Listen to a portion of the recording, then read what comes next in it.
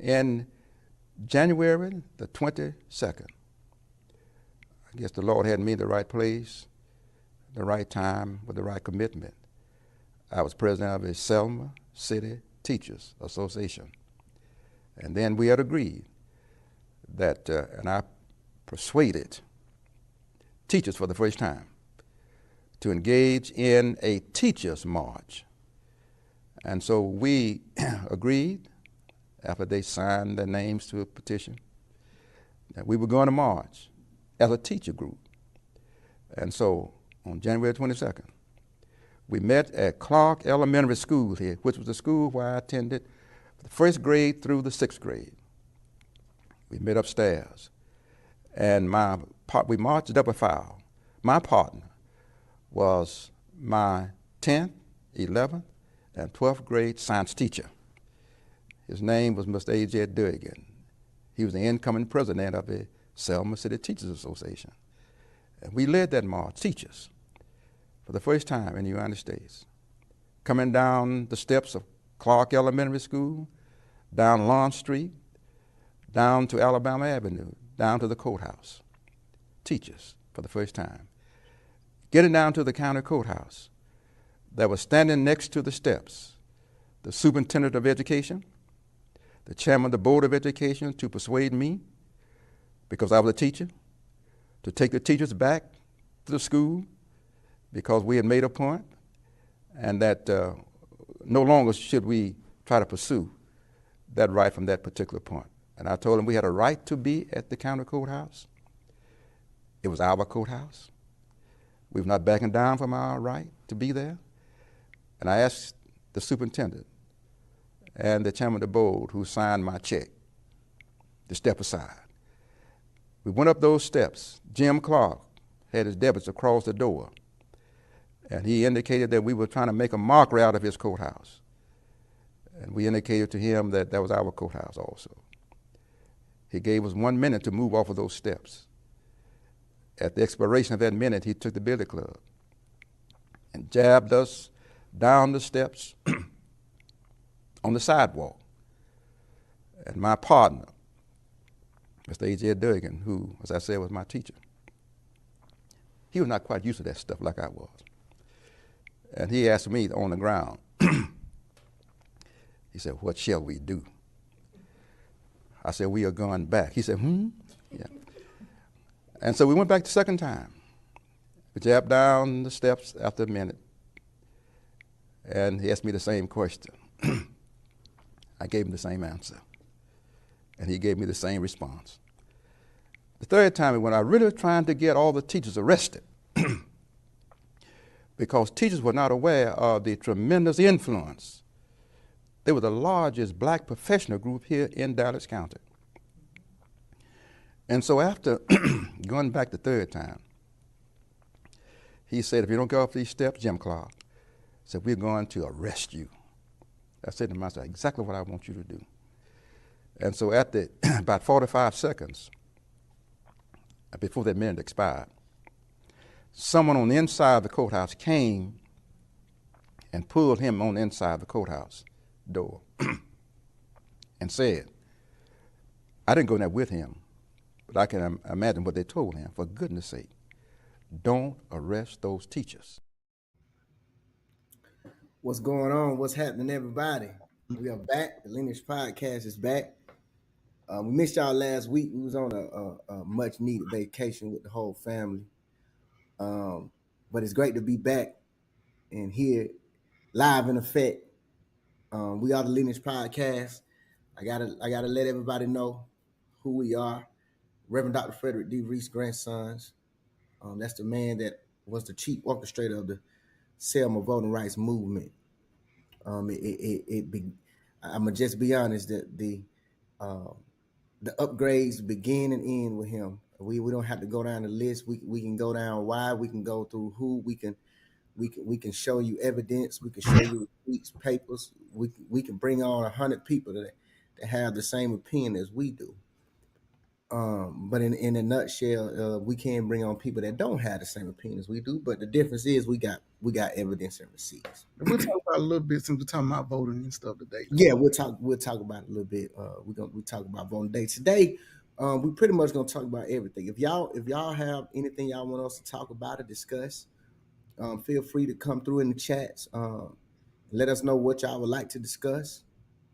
But we're gonna touch on a few subjects today that is geared to pretty much what we have dedicated our lives to, certain things, especially putting our grandfather's name where it belongs. It belongs on a national level with everyone else.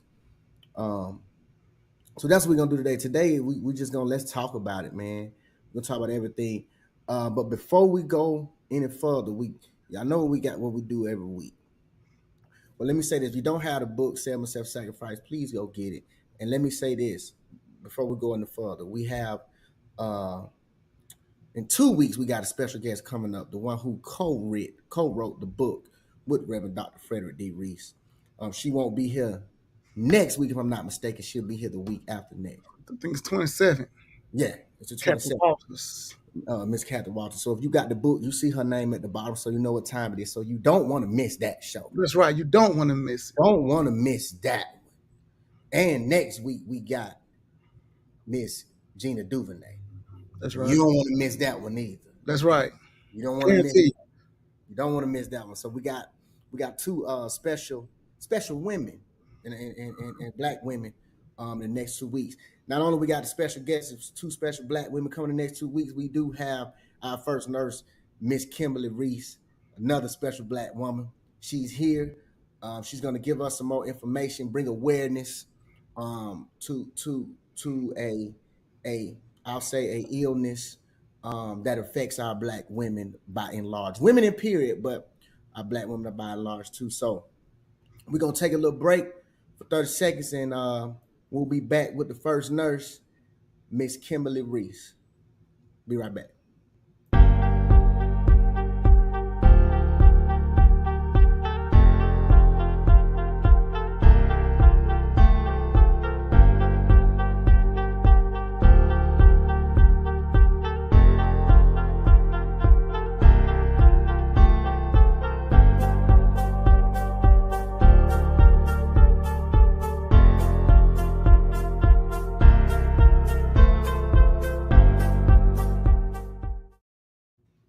We back. Y'all know I ain't gonna play with it. We back. We got first nurse, Miss Kimberly Reese here. How you doing, Kim? Hey, how you doing, MJ? Doing good, doing good. I already put the topic of the segment for you today. Okay. We're talking about breast cancer awareness. It is Breast Cancer Awareness Month. Yes, yes.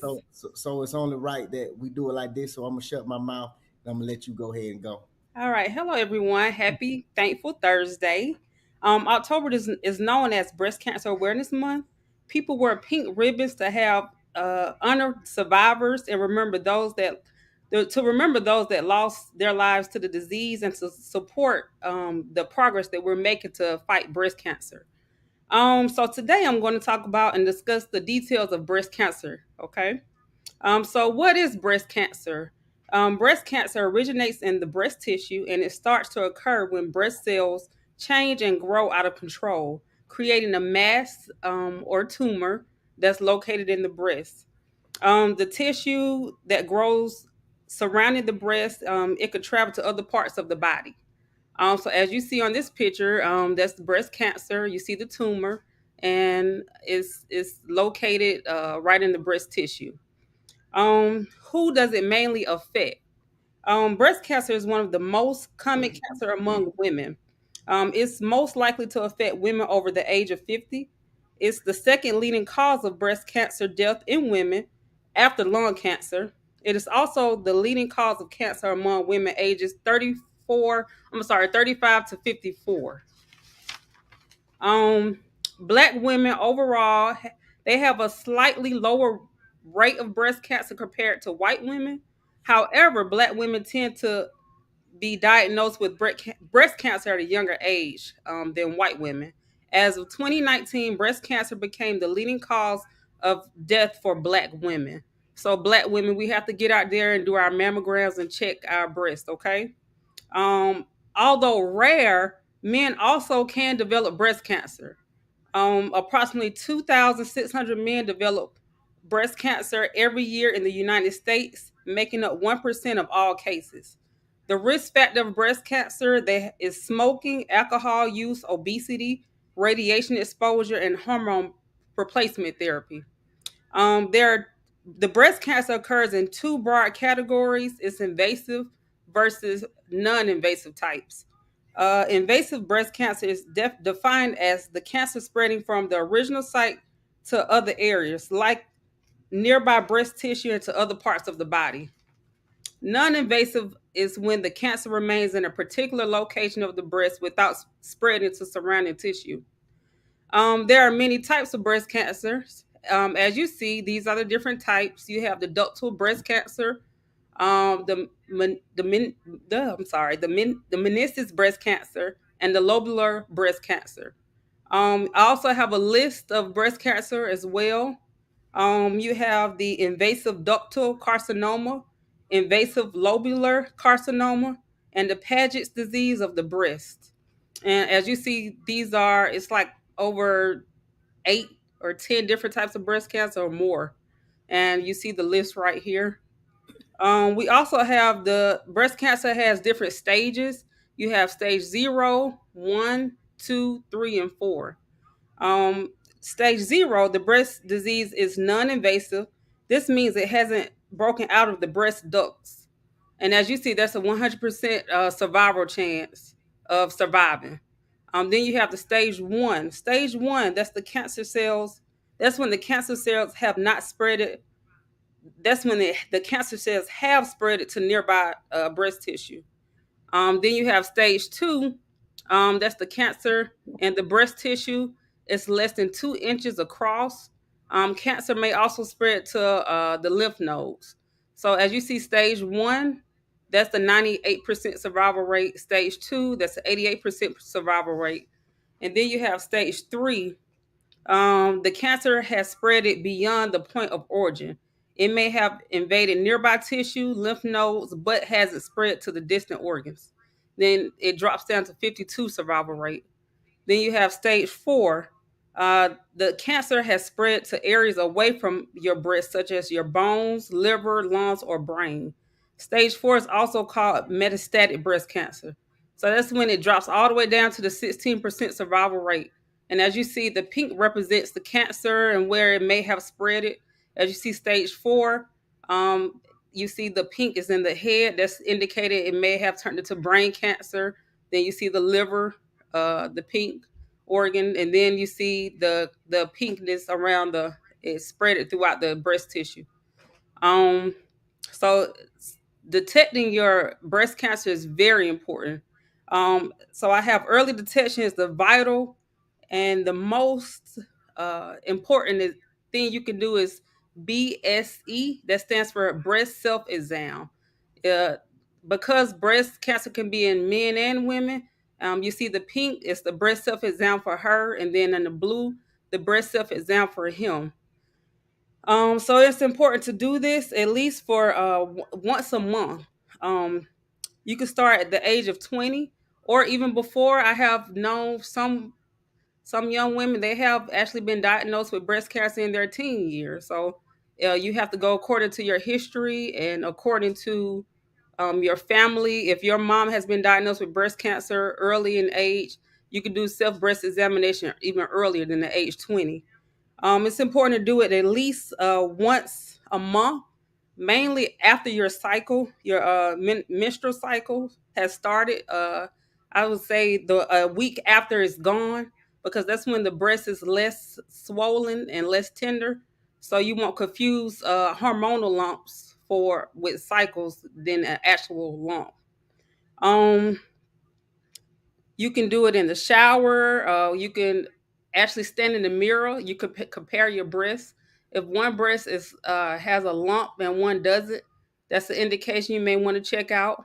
Also, lying down when you lay down, like in the bed or like a flat board area, it distributes the tissue better to where you can feel and search around for the lump.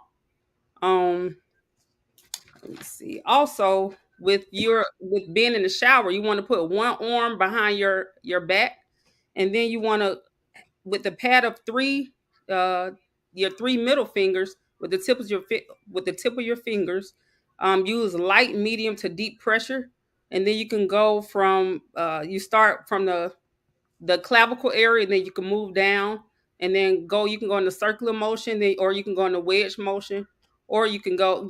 MJ, you go to the next slide. I think right here you see the wedge motion, or in the middle is the circular motion, or you can go up and down on how you can examine your breast. Um, examine the area from your armpit all the way down to the middle of your chest, because breast cancer can be under your armpit. Most people think it's in the center of your breast, but it can also be under your armpit, like where you put your deodorant on. That is breast cancer as well. If you find any changes, anything unusual, call your healthcare professional right away. Annual mammograms are recommended and should start no later than the age of 40. In some cases of family history, early age breast cancer, mammograms can be given earlier. This is based on your doctor's decision. The American Cancer Society recommends having a baseline mammogram at the age of 35 and screening mammogram every year after the age of 40. So right here is a picture of a mammogram. Most women say it's a little painful, but it's much needed. That's when they put your breast tissue on like a flat surface, and then they will actually, it has to be pressed down. That's how they examine your breast tissue. So as you see on the picture, that's the picture of a mammogram. How breast cancer is treated. If you do have breast cancer, they have different treatment options.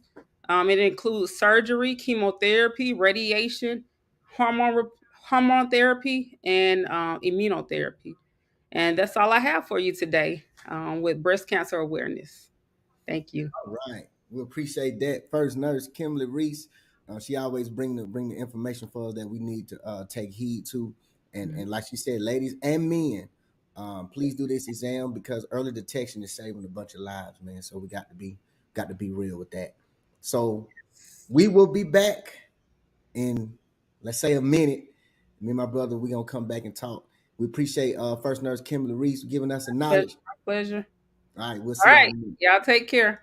All right. And I persuaded teachers for the first time to engage in a teachers' march. And so we agreed that we were going to march. Nice.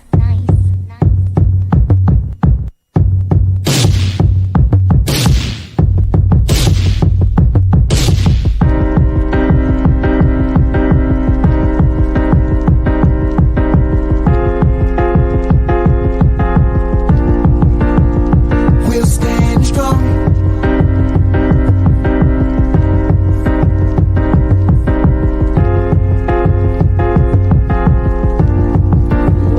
Where we belong.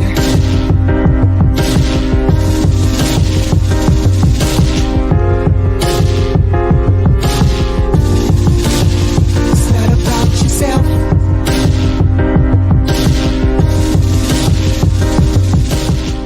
First of all, serving notice on our nation. It's Dr. Frederick Douglass Reese.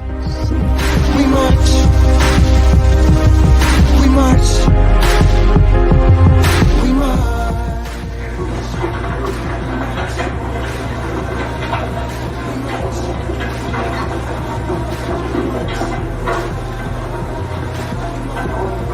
Right to march. He said, what shall we do? I said, we are going back. He said, Yeah.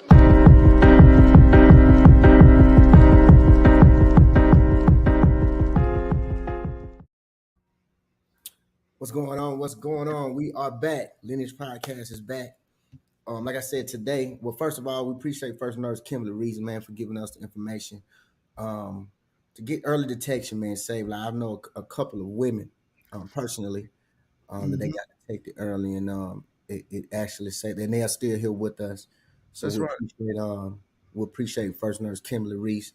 giving us that information, man. Y'all take heed to it, men and women. I really didn't know it affected men like that. You know, I learned something every week. I knew a few. It's been years. I was watching TV one day. I mean, we was in high school, man.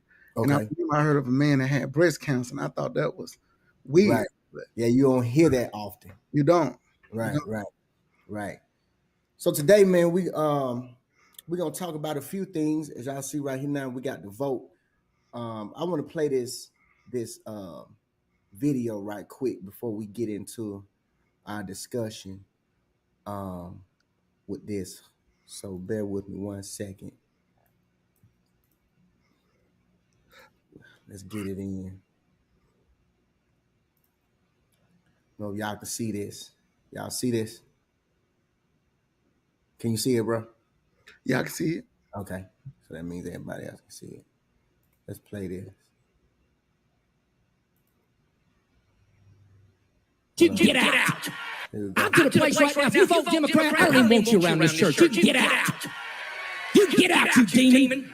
You cannot be a Christian and vote Democrat in this nation. I don't care how mad that makes you. You get pissed off as you want to. You cannot be a Christian and vote Democrat in this nation. They are God-denying demons. CNN can eat my dirty socks. You cannot be a Democrat and a Christian. You cannot. Somebody say amen.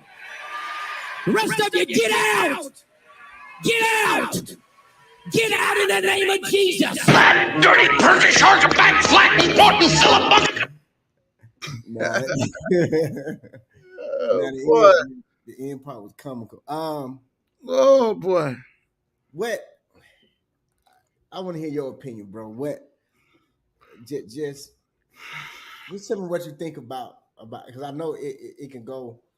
You can dissect that a few different ways. Mm-hmm. What do you think about that? Man, that's first of all, it is white supremacy.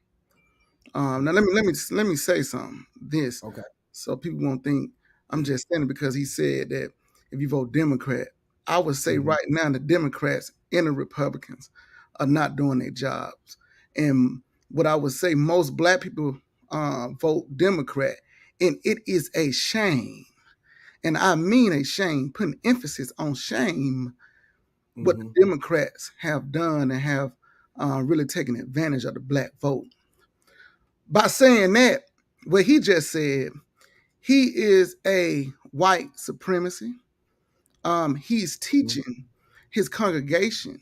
You know, I always, when I listen to my wife is a big TBN supporter. I used to watch TBN a lot. Right. But it's this pastor called Hagee on there. Yeah, Pastor Hagee, I know you're doing. She don't watch him, but soon as Creflo go off, and I think Joel Osteen, he'll go Hagee. Now, don't get me wrong, Hagee knows his history, he knows his word, but he weaponized the word. Okay. This is what this man is doing, and this is what a lot of Christian white people will not stand against when pastors weaponize the word of God and use the pulpit to separate people of God. You know what I'm saying? How could you say when you know what the Republican Party, if you truly know what the Republican Party has stood for? I'm not gonna get on Democrats right now, but I'm talking about the Republican Party. Where the Republican Party was the leader of, I know they talk about Clinton them about the mass incarceration with the 3 strikes you're out, but we forget about Nixon and Reagan. We forget about what the Republican Party did to black people by putting the drugs in the community. Correct. And creating a false narrative called take a bite out of crime when they were putting the crime in the community. You get what I'm saying? But he's using the word to weaponize, bro, and to say that in the name of Jesus. Right. Well, let's go back what he believes who Jesus is. Remember, that goes back to slavery, the Willie Lynch letter. When you get Jesus, who they say Jesus is, and you put him as a white God and says Jesus looked like me, so that means that I'm superior. So that means that I'm white. See, he's preaching that in today's time.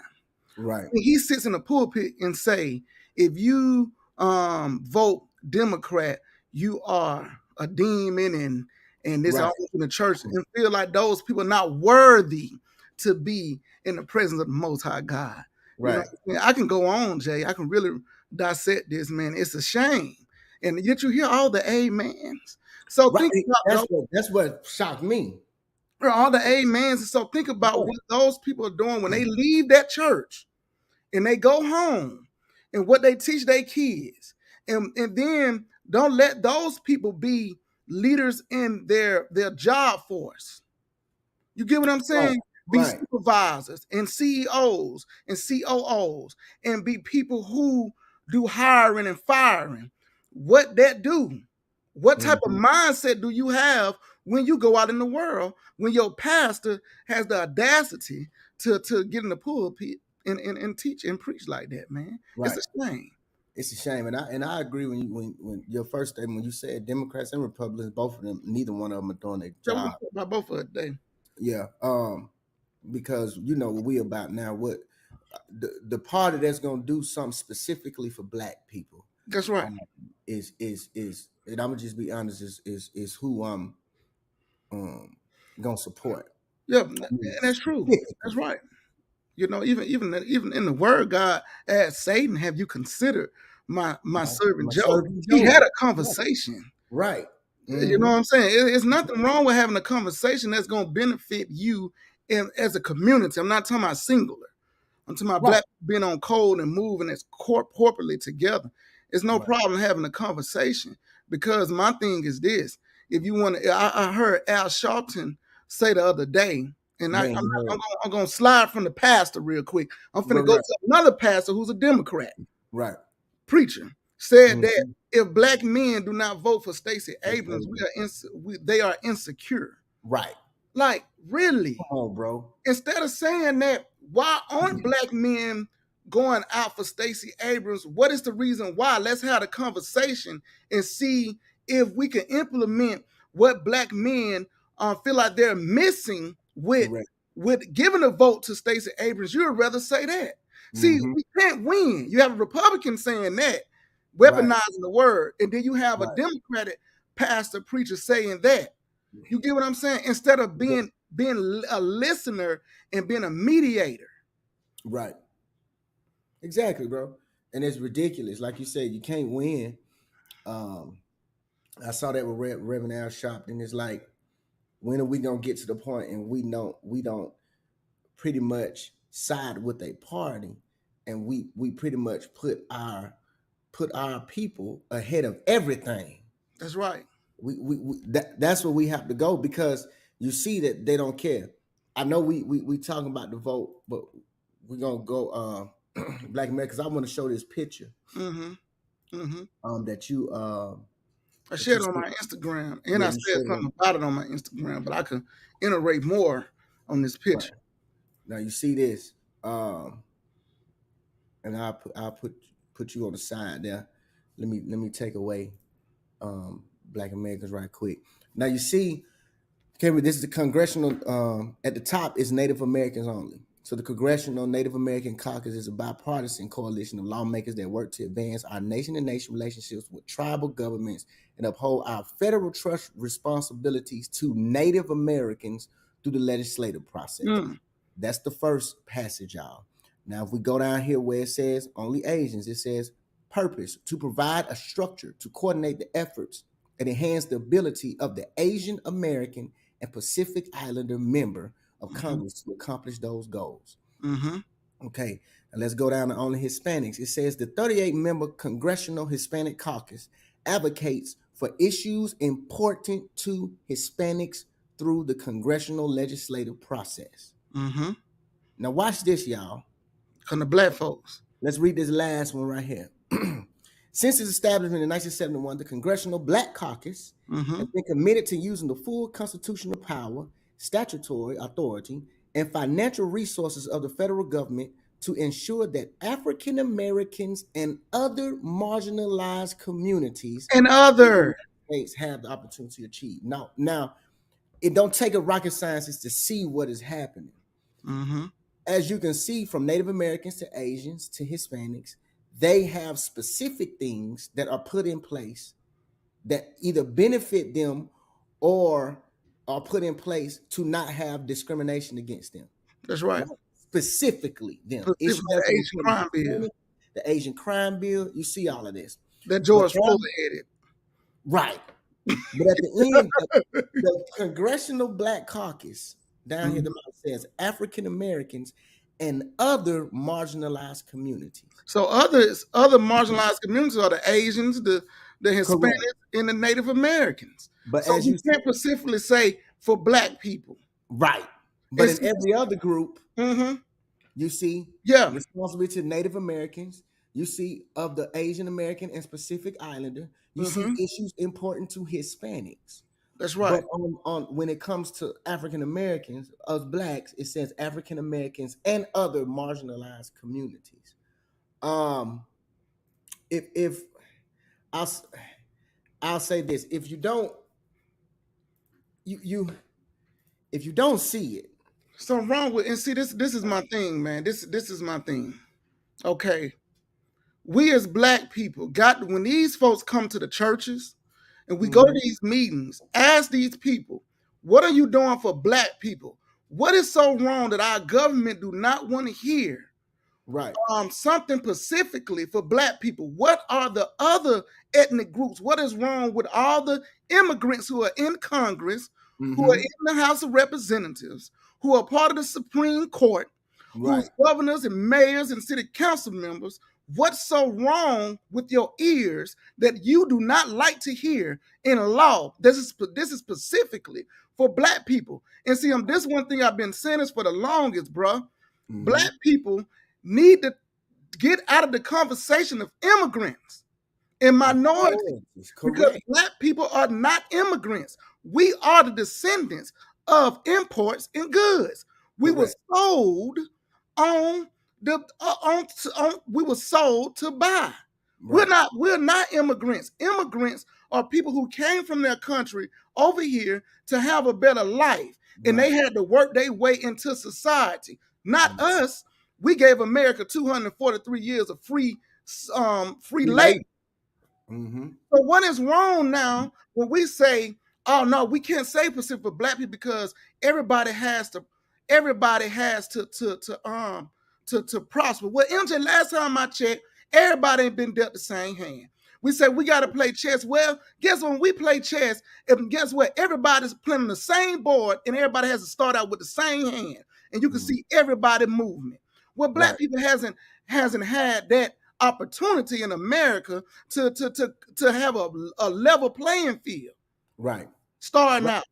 So we as Black people, I don't care what your mama done said, I don't know what your grandmama done told you how to vote. This generation has to stand up. That generation got us to vote. But this generation need to come up and say, look, we're going to leverage our vote. Either we're going to leverage our vote and vote independent, or we're going to leverage our vote and not voting and showing these folks our vote really matters. Because if we stood out of election, it will hurt America on both sides for a long time. That's right. If Black people stood up today and said, we are not going to vote until y'all specifically start passing things for Black people. I'm talking about the federal government. Now, a lot of times, I say a lot of times, see, Black folks get on my nerves because a lot of times Black people, we have the majority on these small cities, and we still want to stand together. One, I must say, Selma, Alabama. It's a shame Black folks in Selma, Alabama won't stand together one time because they Black to see what they got going on. They would allow people to separate them, but I'm not going to get on Selma right now. But I'm talking about on the federal government. We set out on the federal government and set down for one election. It'll just take one midterm to let them know we ain't playing. I guarantee they'll start writing laws that have a Black crime bill, just like they got an Asian crime bill. Don't get me wrong. We have a civil rights crime bill. Everyone can tap into the civil rights crime bill. Right. Everyone cannot tap into the Asian hate crime bill. I was going to mention that. But do we have all the struggles? All y'all talk about the Edmonds Pettus Bridge. I do so many tours with people coming from around the world in Selma, Alabama to learn about Selma, Alabama. How long have y'all seen Black folks get their behind beat? How many times they going to replay the same tape and we still don't have a Black crime bill in America, in the United States of America? Right. Boy, tell me. Ridiculous. Tell me what I'm missing. Ridiculous. What I'm missing, bro. It's done by design. And then you got a uneducated white man in using the church the place in the presence of the Most High God in the pulpit, telling Right. folks that you vote Republican, you full of demons. Sir, you don't know what you're talking about. Right.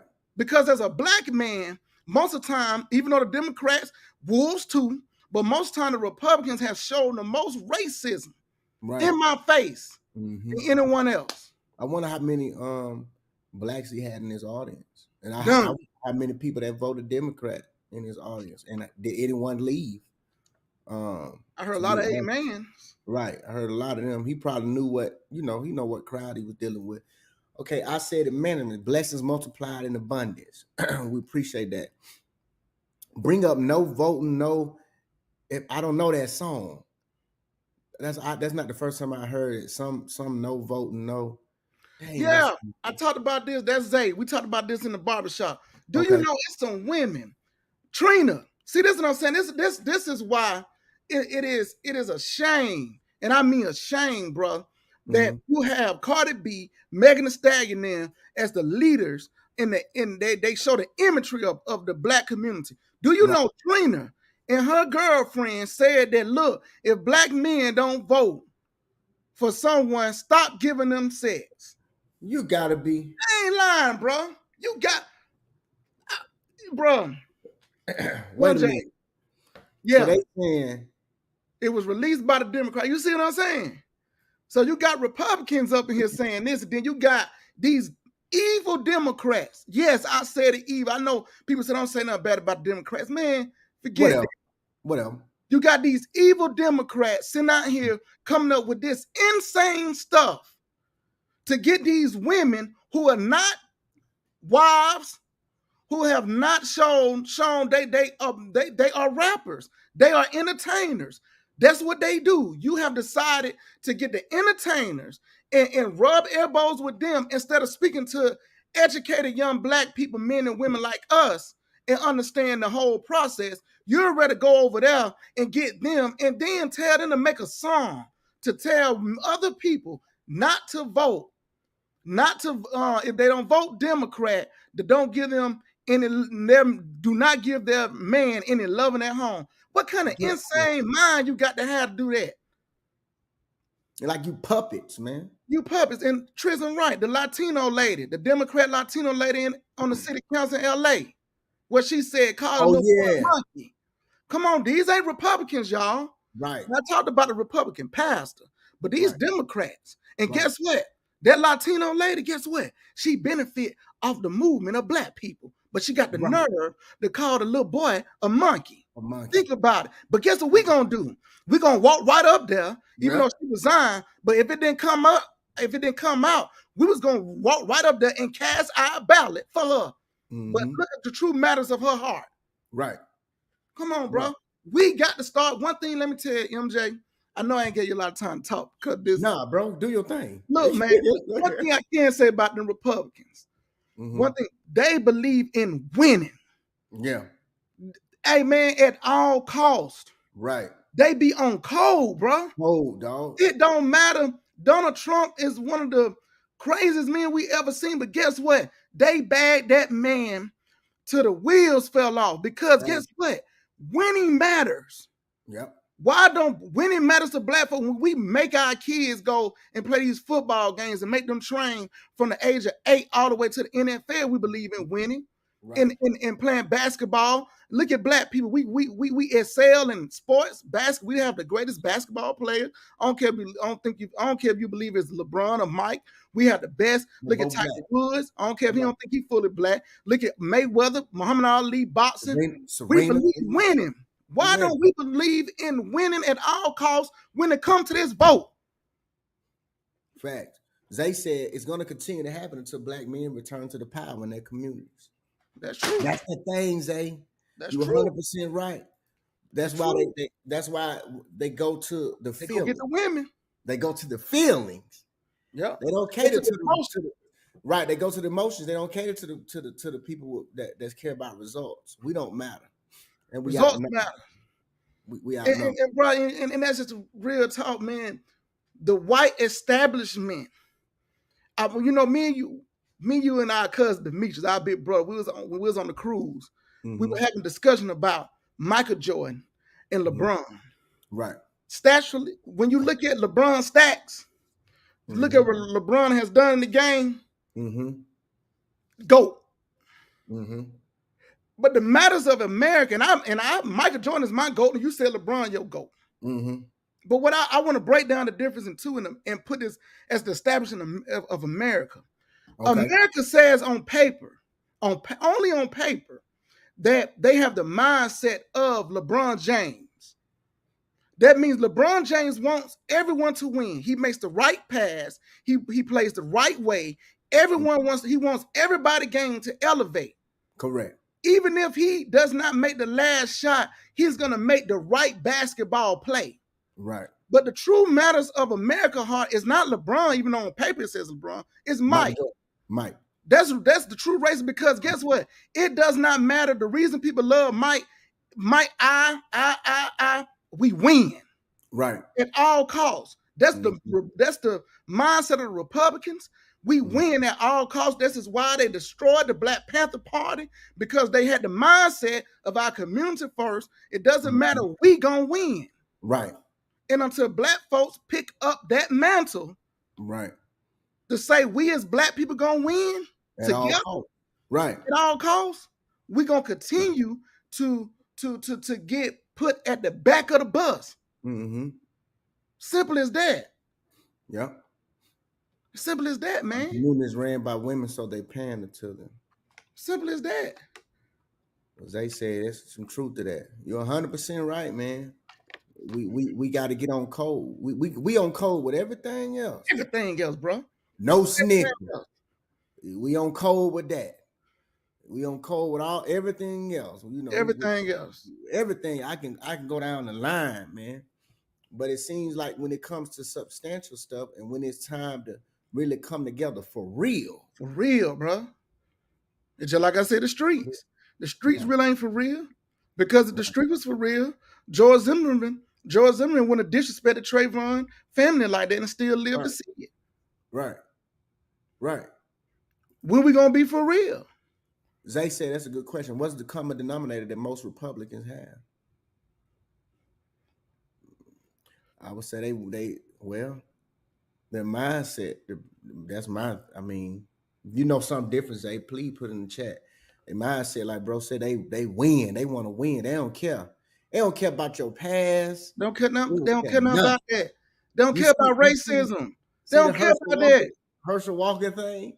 Look at that. He's still finna win. He's still. Think about that. Out of all that, you right about that. They do their family. They care about family and community. Family community, yeah. That's they do. But look, Herschel Walker and Warnock. Now I ain't gonna lie to you, I'm voting for Warnock. Mm-hmm. You know what I'm saying? That's just what it is. But at the same time, I'm showing you the game. Look what the Republicans doing with Herschel. Think about it, bro. Yeah, bro. This man has came out and his life is everything against the Republican Party. Mm-hmm. He ain't got abortions. Yeah. He didn't win against his family. He got outside kids and all that. It goes against, like Zay just says about family community. It goes against the community and their family. Mm-hmm. What Herschel Walker is, but guess what? Because he's a Republican, guess what? He's in the game. And they're gonna go vote for him because they want to win. Yeah. It's about the results. It's about results. It ain't about your heart. So we got to stop voting off our heart and vote for results. That's right. And Jay, you're right, Jay. It's about big business. That's right. It's about big business. About big business. It's about the little stuff. That's right. Come on, man. They say when men are in control of their families and communities, then they can dictate the narrative. That's true. They can. Now, that's true. That is true, man. They can. I agree with that. I really do. That's the problem. That's the problem. We got a hot topic, man. We can stay on this all day. We got a hot topic. Since you're saying when men are in control of their families, now I know everybody's seen this. We got about 12 minutes. We'll keep it going if y'all still in here. Everybody's seen this with the 50 Cent. 50 Cent and his son. His son name is Marquise. I take the 50 Cent son. Marquise says 50 paid $6,700 a month in child support, which he says is not enough. We can go different dynamics with this. That goes back to kind of what Zay touched on, what I believe when the men are the leaders in their community, you know, and I'll give a little bit backstory when 50 allegedly, when 50 was together with Marquise' mom, he was giving him $25,000 a month. Then when they broke up, she threatened to put him on child support. So he kind of went ahead of her and did it. And this is what the judge ordered, $6,700 a month. Mm-hmm. Mind you, 50 also wanted to help Marquise with a shoe business. That's what Marquise, he dragged his feet on it or whatever. But that's not really what cases. The alarming thing with me is with the generation, is it a sense of entitlement? And then people have mixed feelings about it. I've seen some people say, well, 50 should be with his relationship with his son, but his son's a grown man now. His son needs to man up and go talk to his daddy. Right. You know? Right. I think a lot of the resentment comes from you never know for all the years what the mother has put in the son's head about his father. Right. Now I was going to say that. And of course, I feel like sometimes as entertainers, you don't have the time. And the mother, see, that's why it's important the women that you have in your life, because the women tend to, the type of woman that you choose to help raise your kids tends to take on the mindset of the man when it comes to discipline and structure. Right. You know what I'm saying? Right. And I think that's what's going on, is that she done said some things about the daddy and the son has resentment. And then on top of the entitlement. Right. Of being 50 Cent's son. You know what I'm saying? On top of, and I saw the video when he was talking to the dude was somebody's cameraman. I can't remember who it was. His name was Shook. And he was like, but $6,700 ain't nothing. And then he was like, but my dad, he's on the Forbes list and all of that. And I'm sitting, and the dude asked him, well, okay, well, your dad gave you $6,700. So what the mom, you know, her $6,700 on top of that, then you're looking good, because $6,700 a month is $80,000 a year, bro. That's some people's salary. $80K a year, just not doing nothing. Not doing nothing. His job at. First of all, forget what the mama doing. What you doing? You gotta be grown. Forget the mama. I understand that what you're saying, but forget the mama. Man up. Right. You 18, man up. Go get a job. And put that on top of that, you could be making 10 grand. I mean, 8 grand a month, 9 grand a month. Right. Just with a good job. Right. And the thing, and it's crazy. Charlene said to not work. And Jay said completely agree. What I was alarmed by was he's 20. Is he 25 now? Something like that. I forget what mama got. Mama ain't got nothing to do with it now. Man, you know what I'm saying? Then they said allegedly 50 Cent had something to do with their house burning down, because 50 Cent was paying all the bills. When they first broke up, 50 was paying all the bills and giving child support and paying all the bills in the house that they were staying in. But then Mom Dukes brought another guy in, 50 wasn't having it or something like that. So, but in the final analysis, I just think it's entitlement. And it's crazy because we was talking to my daughter when we was after the cruise. I was just like, the generation, man, is coming. Okay, Anastasia said he's 24. The generation, it seemed like the entitlement increases as the generation goes on. Mm-hmm. You know, and my wife's mother was saying, well, when my wife was working, she had a job at 14, 15. She's working at Taco Bell. She went over her cell phone. She made her give her check till she paid it off. And I was like, I was working at Bullock's, and something similar happened to me. But now kids are different. It's like they feel like they entitled to your money. I never had that sense of entitlement with true. With mom and dad. Never. You know what I'm saying? So, but you know, I saw a commercial on Instagram long ago, and I might get it wrong. I can't say every word he said, but A man said this. He said, "Man, my grandfather walked. I seen that. My dad drove a Cadillac. Mm-hmm. I drive a Porsche.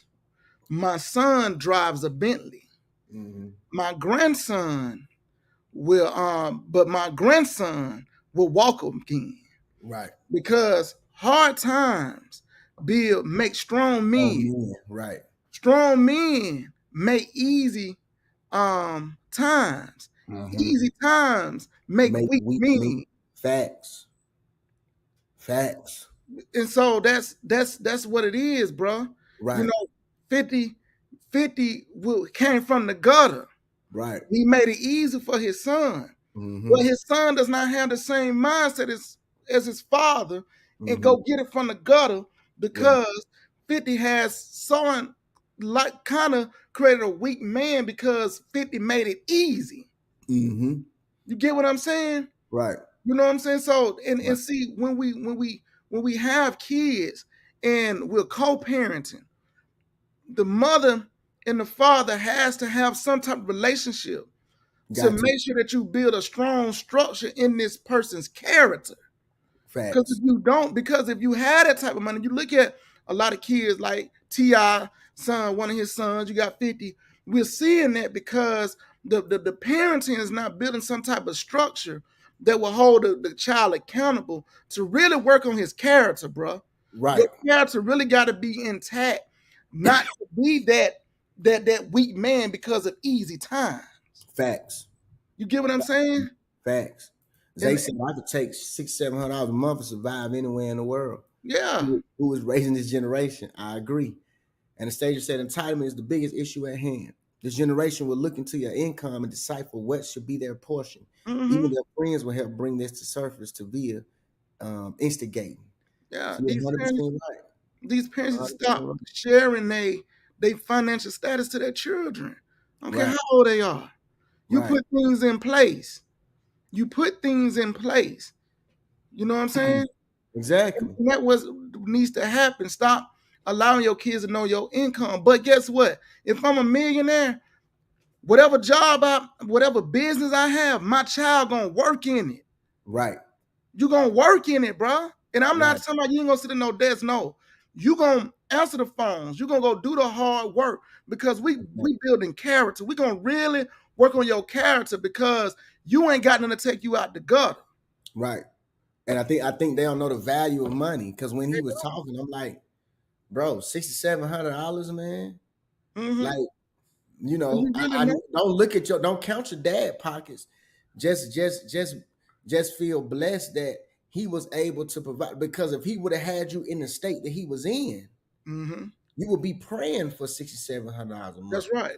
You get what I'm saying? So it's the entitlement, and they don't know the value, man. That's why I respect Master P son Romeo, man. Mm-hmm. You know what I'm saying? You could tell Master P really, and you know, when Master P had Romeo, he wasn't there yet. Let's say that. Right. You know what I'm saying? So that has to do with his son saw a little bit of the struggle, but at the same time, for most of his life, he's seen his dad be well off. But he took that mindset from his dad to say, look, I'm not entitled to this. Let me build my own empire from my dad's empire. Mm-hmm. You get what I'm saying? Facts. Jay said, but let's be honest, we give our children TBT things we weren't able to get. So we give our children things we weren't able to get, but lack on the accountability. To a certain extent, I'd agree with that. That's why, me personally, I use tools to kind of show my kids accountability. Allowance is a great tool that I use. You're gonna pay for your own meals with your allowance. Facts. I might go back and put it back, but I'm gonna at least show you, look, you're gonna put out. In this world, you're gonna, whatever you bring in, you got to put some of it out. Right. You know what I'm saying? My two oldest daughters want to work. I think they want to work for Chick-fil-A or something like that. And I'm at first I'm like, nah, you're gonna work for our business. But then I'm like, you know what? I want them to get a little bit of that so they can understand, okay, when you work and you see Social Security tax coming out, you see federal, you see state, you see all that come out, and you're gonna lose your mind. So Mhm. I want you to get a little bit of that to understand, so you can understand the value of money and the value of labor. Because I think sometimes kids don't understand it because they don't have a big toe at all into what their parents do. Mhm. And it's getting easier as the generation go on, because think about it, when we was growing up, it was a few jobs we can work at. Now they can get on Instagram and YouTube and make all types of money and you know what I'm saying? So it's not the same, but we have to use tools to instill those values. So that's kind of where I'm at now. I use them tools, man. I go to the drawing board together to try to bring a balance in their life. As far Correct. as using those tools to hold them accountable, Right. and let them see what real life is about. Exactly. Fantasy land and money don't grow on trees. Right. I always say that. Mama, dad always say that. Money don't grow on trees, boy. You never understood it. Man, you go work hard and see what happened. Yeah. I've had some jobs, boy. Right. You know what I'm saying? Some That's why I hard said labor jobs. you work hard just to be broke. They don't understand Hey, that. man, but I ain't broke, cause get what? You been there. Still paid. Right. Exactly. So now Exactly. I'm valuing the dollar more, and you gotta say, okay, how can I take this and put it in my child's little world to hold them Right. accountable instead of Right. just giving. Mm-hmm. You know what I'm saying? Because Those Jay are- right, he right though, because that's our job. Our job is to elevate what our past generation did. So we are always supposed to be better Mhm. than our father. But I think sometimes when we go wrong, we lose those values, what made our past generations solid. That's right. So we try to do better monetarily, but then those core values that really made our Mhm. dads and granddads and grandmamas and mamas, Mhm. those hard times built their character. Mhm. So what we try to do is compensate just on the money side Mhm. and not try to build that character. So we got to use tools to build that character too, Yeah, man. and one of the tools that they used, man, was 2-parent homes. Facts, Man, man. they understand. Man, I heard a saying, like you in one of your songs, you said, "Are you spoken for?" Women wanted to be married. Men wanted to marry the women. Men wanted to protect that lady. Women wanted to please that man, wanted to submit to that man. They enjoyed serving that man, putting his plate on the table, cooking for and cleaning. There's a lot of women saying they ain't gonna do all that today. Men were more protectors. Until today, I've never heard men really say they don't care about a black woman or care about women. You know, don't want to protect women. You know what I'm saying? We supposed to be their natural protector. You know what I'm saying? I'll give you an instance. I went in American Deli yesterday, and I ain't trying to be. These Asians at American Deli downtown was talking to this black woman crazy, and I checked them on it. And I said, I'll be back up in here picking if I need to. I said, y'all come in our communities, take all our money, suck all the blood out of our communities, but your kids won't go to school with our kids. You don't eat around us, you don't do nothing with us, but you come here and you got the audacity to talk to us any kind of way. No, sir. Right. No. Right. Check yourself. I said, you better check the cashier. I told the owner that, check her. Right. We have to be, as men, see, that's what men supposed to do. That's our masculinity. She shouldn't have to do that. She should have to fall back and let this man check them. Right. You get what I'm saying? Thanks. So that's just real talk, man. We just got to we got to do better as a people. But those are one of the things, the tools that they use. First, marriage was important because now 2 heads is better than 1. And you know, before I say because Zay said liberal thinking creates liberal parenting. Facts, Zay. Yeah. Let them do what they want to do. Let them believe what they want to believe. No. You're gonna believe what I believe while you in my house. In my house. I agree I agree the values get lost in translation. That's facts. What I will say, because I don't know if she on here or not, but I ain't gonna say her name. I had a conversation with one of my friends last night. Through IG. Because I post stuff about women and things like that. They mad at you, bro. They mad at me. But this conversation. It went good at the end. So we went back and forth, and then she asked me. She said, "This is not an attack, but does your wife listen?" And I said, "Well, what do you mean listen?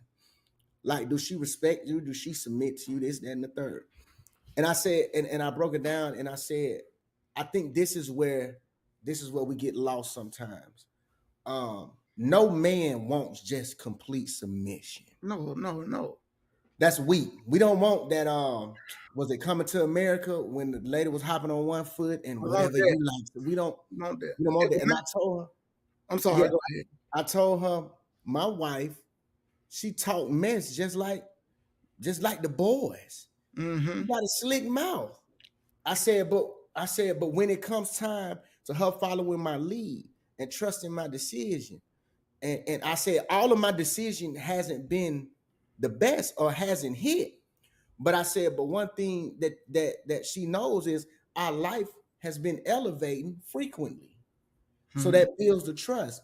I said, I think where it gets lost when men talk about submission, women think we want them to come in and be like the Coming to America lady. But MJ, some men do. No, facts. And see those, and let me tell you something. That man right there, he has insecurity. He's a true insecure man. That's right. If you want a woman, if you ask a woman to jump and she say how high, and you just want a woman, you want a slave. No, women are not meant to be slaves. First of all, they're not. You got to lead. Right. And a man that's a leader, I'm not saying here, and I'm not gonna sit on here and say that women, that it ain't no men out there. It is act like that, and it is. It is. And them men, no, But what I was telling her, that's not majority. That's not majority of men. But what a lot of women would do, they'll say that's the majority. That's what they hear, and that's what they see in their mind when we say that. But that's not what we're looking for. Nah, man. No, a majority of men do not like complete, like that's weakness to us. And just to be honest, we want to be challenged. We just don't want to be nagged. That's right. Men, our journey, we get challenged throughout life.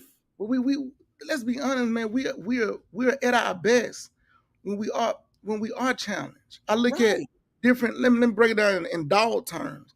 If you look at the best dogs, Rottweilers, German Shepherds, Pressers, those dogs and those families, they are at their best when you are teaching them and challenging them. Correct. Men wants to be challenged, but like my brother said, they don't want to be mad. It's a difference. That's what it is. It's a difference. We challenge throughout life. We don't run away from challenges. We got you because it was a challenge. Right. They be thinking we don't want to be challenged. No, that's not us. We had it was a challenge, man, to get you to keep talking to females, and we've been rejected. To keep going for the better jobs, even though we're not getting called back to come to job interviews and people not accepting the application. We grow. To keep growing, to go work out, and we don't see the results to month 4, but to trust the process. Like me, we do that. Our life has been challenged, so we don't run away from challenges. It's just how you challenge is nagging. They said you can't live literally with no structure, with no rules, with no discipline, and expect those same people to instill discipline and structure in children. 100% correct. I agree. 100% and that's what's wrong with our community today. It's no structure. You can't tell these bad kids nothing. Yeah. You can't say nothing to nobody. And it's a shame. It's a shame that we can't go back. We'll say and this was funny. We grew up in the church, and we're in the church. And it'll be hundreds of people being a part of the Christian of a child. When a child is born, when they Christian a child. And you got all these aunties, uncle, godfathers, godmothers, everybody there. Right. Believing in the one of the things we as ministers say, it takes a village, and everybody say, raise your hand. To help raise this child. Everybody raise their hand. They up there. The same people today that'll tell you don't say nothing to my child. Man, you got to be kidding me, MJ. You got to be kidding me. We are a people who like to be seen, but behind closed doors, we don't want to bring no structure. We don't want to implement no structure. Let a child believe what he want to believe. Let a child grow into themselves. No. The word says, train a child the way they should go and they'll never depart from it. And I don't care if you don't believe in the word. I guarantee a lot of millionaires, atheist people with money, without money, but guess what? A lot of people believe in structure. You ask any entrepreneur, anybody who has a successful business, why their business is successful is because of the structure and the discipline and the consistency that they put in. That's why that business is successful today. Correct. Simple as that. Correct.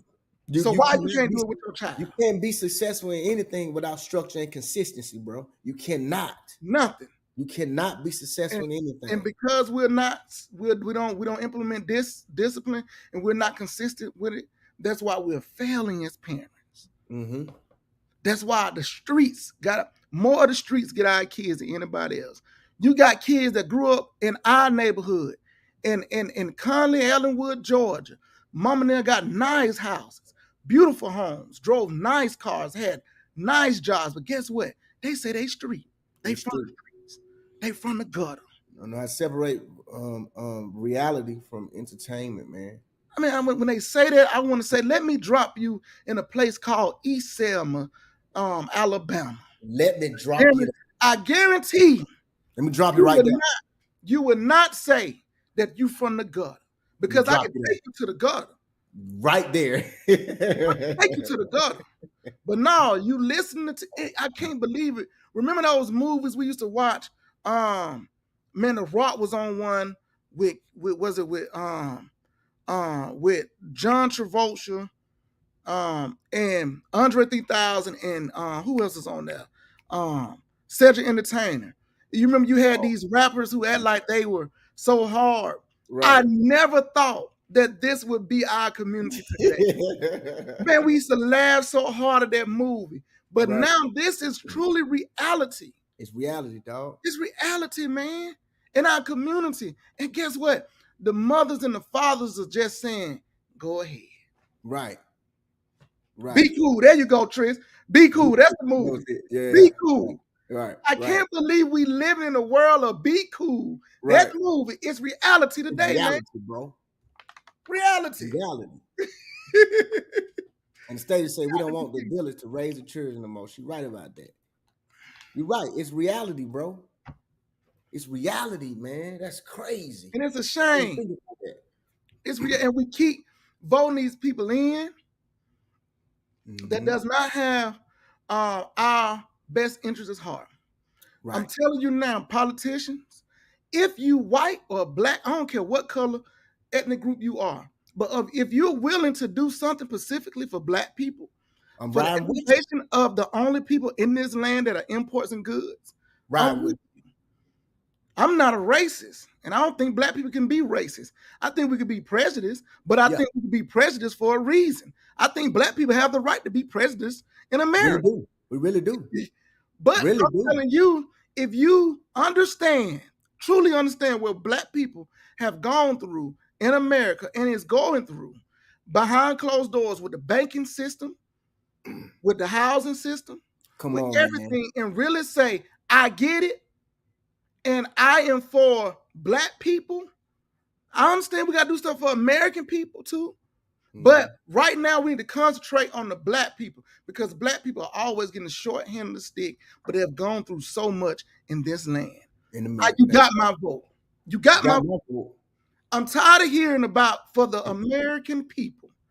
Because if you can say the Asian American, you can say black Americans. Yep. Simple as that. Yep. I'm tired of it. That's facts, man. Tired of it. That's facts. And we're going to continue to speak about it.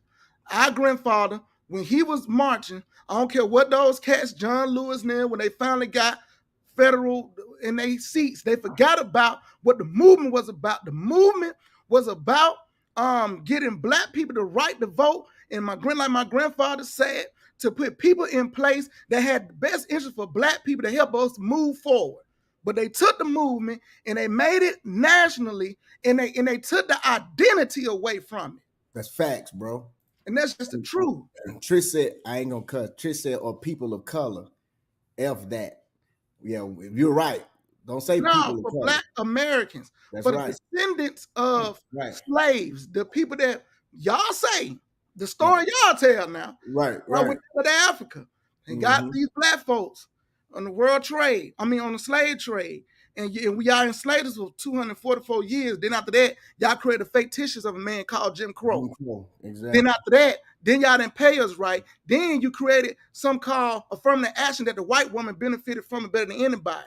Then you created some called mass incarceration, but you took the slave from the slave trade, the man who was catching slaves, you just turned him into the sheriff, and then you start creating laws and with crack and cocaine, and you start putting more black folks in jail, and you giving white people misdemeanors, but black people got felons. Then the Democrats came around with Bill Clinton did the 3 strikes you out. So I can go down the line.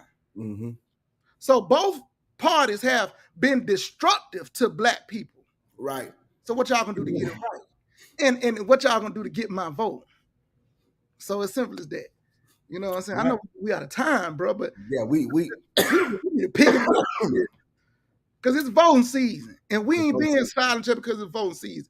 Oh, they don't need to talk about Democrats, man. Black folks need to come together, get on call. It won't hurt us to miss an election. I know some people looking at me, Alan, how dare you say that? It ain't hurt us. Look, we've been voting for how long? Our forefathers got the vote. They did their part. Now, in this day, it's time for us to look at the vote and says, how can we use our vote corporately, together, not individually? My grandfather, you said these words, he said it's something between what is best and what is right. See, we got to stop thinking about what is best for one person singular, but what is right for all black people. Facts. What is right for all black people is for us to come together we got all these gospel conventions, and we got all these sororities and fraternities in schools. We can get together and give out the information and say what is most important for black people. We have the systems within our churches and with our universities and with our corporate organizations to get the information out, and social media to say what's the top 10 things black people want. We put that information together, and then we find out who's running for Congress, House of Representatives, President, whoever, and whoever said they with that, that's who we voting for. That's right. As they said, we run away from tradition. We shun how our grandparents lived, but it worked. It produced successful families. It produced successful children. It produced successful families. That's right. We embrace these modern idealism and concepts, but they are not working. Fact. And Tristan said voting is a business transaction. And Tristan is right on that, because if you look, see, let me tell y'all something. Now, even though I feel like now the Republicans don't care if Trump falls, but think about the business decision that happened up under Trump. Look at the Supreme Court. Right. He did his job. Look at all the federal judges that Barack Obama left because he thought Hillary was going to win. Listen, bro. He thought Hillary was going to win. He left all them federal judges' seat open to allow Hillary to fill them. She lost. And Trump got in there and filled all those federal judges and did all those Supreme Court. Yep. So there was a business decision to keep the identity of what their narrative of how they feel like America should run intact. That's right. Y'all just think the president ain't got as much power as you think. Right. This is not a dictatorship. Tristan said bullseye. And man. said we were supposed to build on how our grandparents were not completely change it. I guess she said, but not completely change it.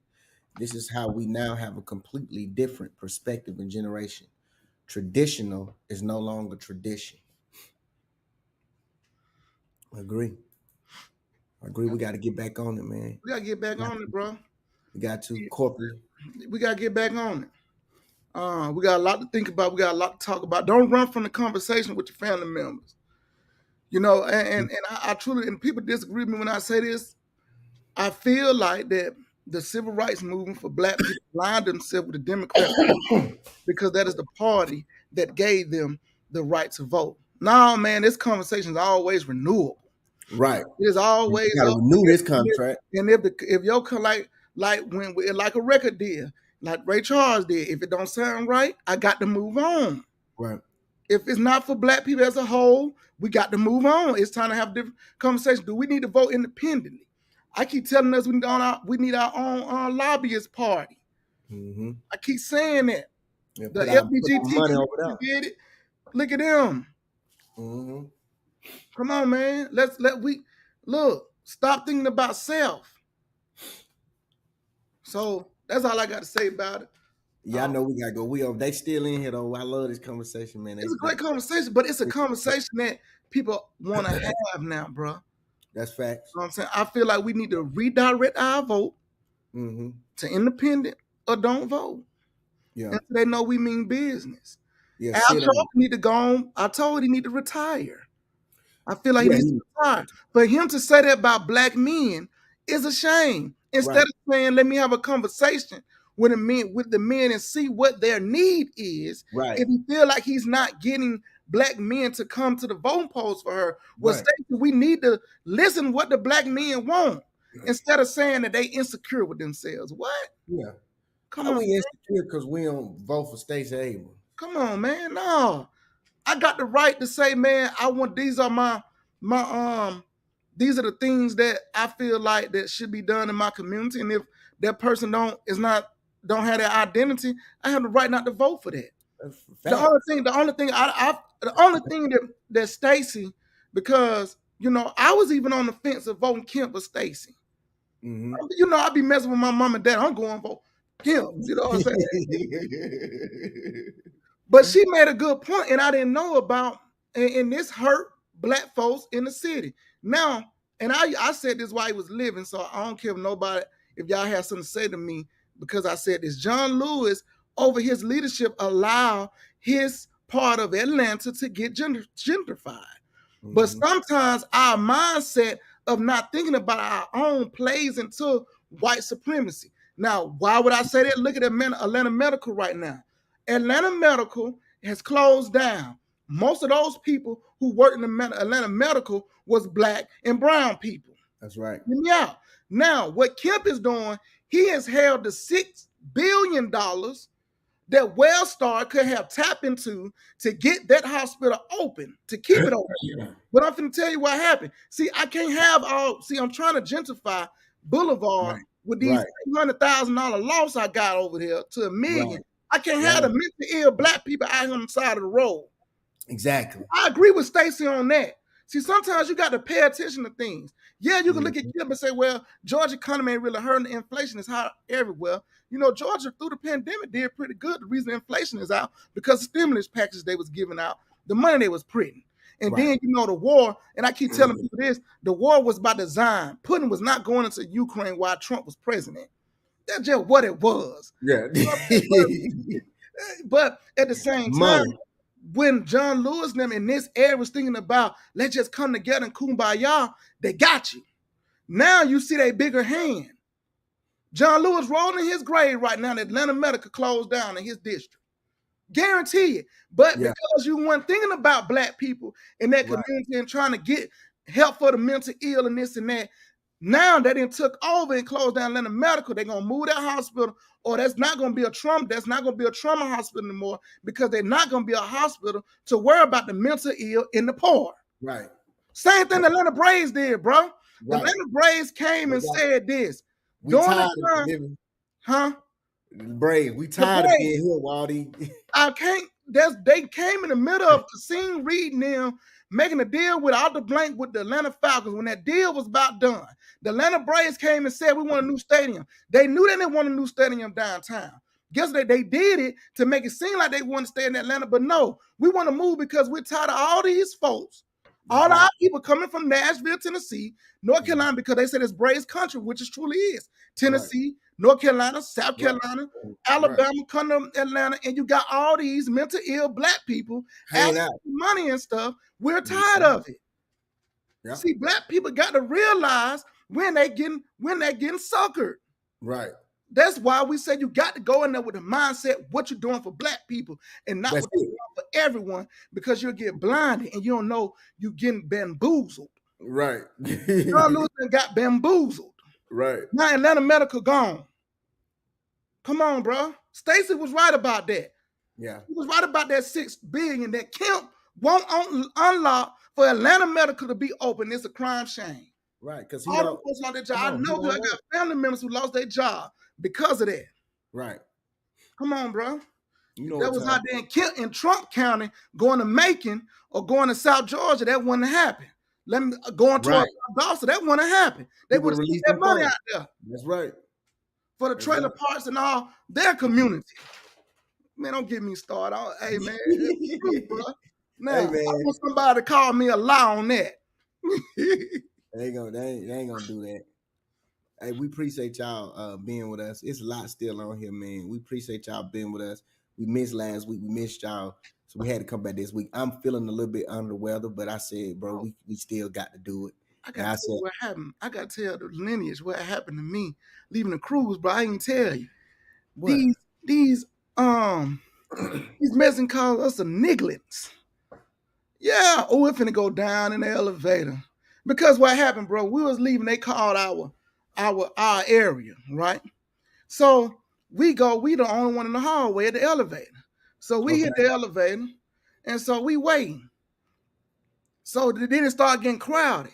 Then here they come, the elevator open, here they come from the hallway, from their room, and just get on the elevator, see all of us standing there. So I can't be quiet sometimes. I said, man, y'all could have been patient, been patient. You saw these folks around here standing around, you should have waited your turn. Ken was looking at me like, oh Lord, here he go. So you know what I did? I said, now forget this. We all gonna pile in here like some sardines. That's exactly what we did. We piled in there like some sardines. So he was talking in English at first. Then he said something in Spanish to his child. And he said, niggas. I said, what? We said, what you say? You know what I'm saying? Then Ken was like, it sounds like you just called us some in Spanish. Right. And one lady, she was the president of NAACP. She said, it's 1, 2, 3, 4, 5, 6 nigglets in here that you're going to have to deal with. And the elevator door over, he hurried up and his family got out the elevator. What do you make level, man? They got on. You see what I'm saying? See, people will show the matters of their heart. What I'm saying, it's a lot of people in the Democratic Party. One thing about the Republicans, they racist, they gonna be racist in your face. And I kind of like my racism in my face. But a lot of Democrats are racist. They'll smile in your face and then do everything they can to keep you down. But then smile, come to your church and say, I love you, and I have your best heart. But then when it's time to pass them laws, they nowhere to be found. Nowhere to be found, dog. Nowhere to be found. Nowhere to be found. That's the truth. That's real, man. Listen, while we got everybody on here, next week we got Gina DuVernay. Yeah. That is Ava DuVernay's sister. Ava DuVernay is the woman, one of the women that was behind, with Selma in the 13th documentary, documentary thing. So we're gonna have on there. We're gonna talk about things we want to do business with her, but it didn't work out. But still, we want to have on here. She good people. The following week after that, we have none other than Miss Kathy Walters. She's the one that co-wrote the autobiography, Selma Self-Sacrifice. You see it where he's holding on this side right there. Yeah, you see it. There you go. Let me move out the way. Boom. Right. If you got the book, our hands on the way, but her name is on the bottom. And we gonna just to be honest, man, I'm gonna just let her we're gonna ask her questions, of course, about her, because she's an author, great writer, but we're gonna ask what inspired her to write the book and everything, man. So we're gonna get an in-depth conversation with the co-author of Selma Self-Sacrifice. So y'all don't want to miss it, and they are Black women. We like to pay homage. I always say Black women are our greatest God's greatest creation. It's none other. So keep that on your calendar. Next week, we will have Miss Gina DuVernay, and the following week we will have Miss Kathy Walters as our special guest on the Lineage Podcast. Hopefully, I'll be better by next week. But we appreciate y'all joining us, man. Every week, I was in here today. I'm gonna turn up for my birthday this week. Yeah, bro, birthday. When your birthday? Monday or Tuesday? Monday, the 17th, Monday. Birthday Monday, yeah.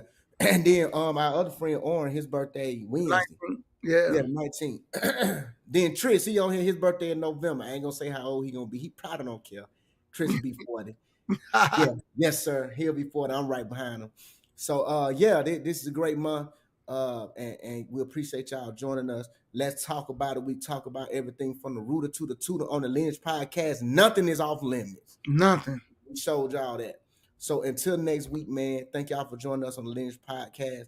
FD, we still passing that we still running with that baton, man. We ain't gonna let it down. That's So right. until next week, we'll see y'all next week.